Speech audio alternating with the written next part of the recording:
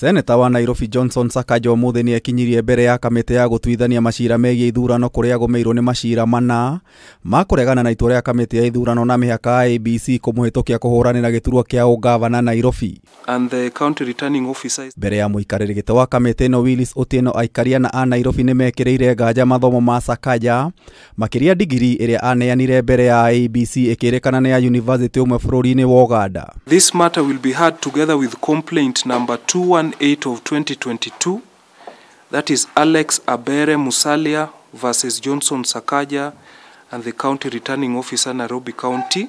Sakaja ekinyirie mbere ya kamiti ya ABC tariki 7 mweri uyu kuria athurimirwo na kuhitukio kuhuranira giturwa kia ungabana na kiama kia UDA. The matter is complaint number 217 of 2022, Evans Kaita versus Johnson Sakaja and the county returning officer Nairobi County.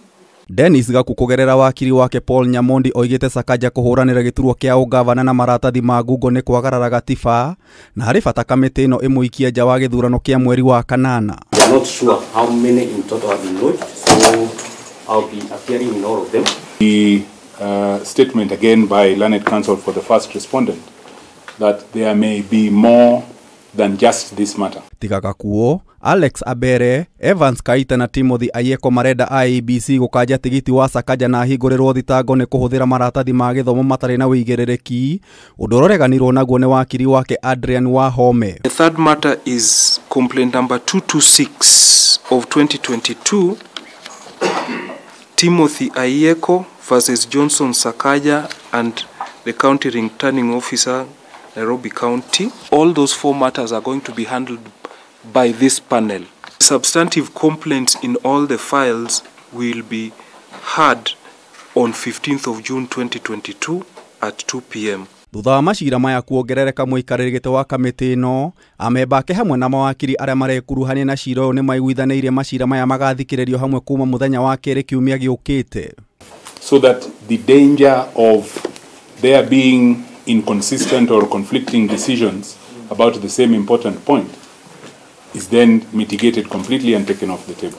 Wakiri wa Sakaja Adrian Wahome ni endekithire mumembo mwe wa kamiti ino Francis Waderi eyeheria cira-ini uyu kuona ari na thiriti na mung'ethaniri wa Sakaja. To avoid any perception of impartiality, then it will be in order that Mr. Wanderi be respectively excluded from the panel that will hear these allegations. Any intended application for recusal of any member of this panel to be filed and served by 12 noon on 13th June 2022, which is tomorrow. Maciira mangi maria mathikiriirwo ni kamiti ino ni hamwe na wa muhuraniri wa giturwa kia ungabana kaunti-ini ya Murang'a na kiama kia UDA Irogo Kang'ata. And respondent. Gerifotera Kameme TV, Jeta Gitau wa Wanjikũ.